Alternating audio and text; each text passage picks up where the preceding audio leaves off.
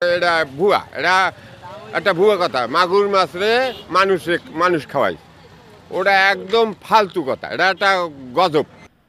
খুলনায় এরশাদ শিকদারের কথা আপনাদের মনে আছে নিশ্চয়ই।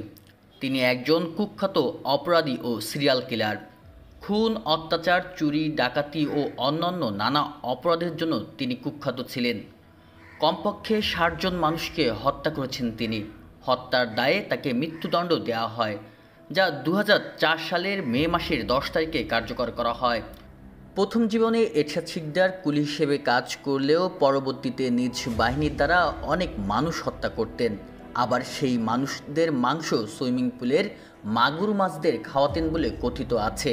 আজ আমরা এসেছি খুলনার ৭ নম্বর ঘাট এলাকায়, যেখানে এরশাদ শিকদার না থাকলেও তার ঘটনার রাজসাক্ষী হয়ে আছেন অনেকেই।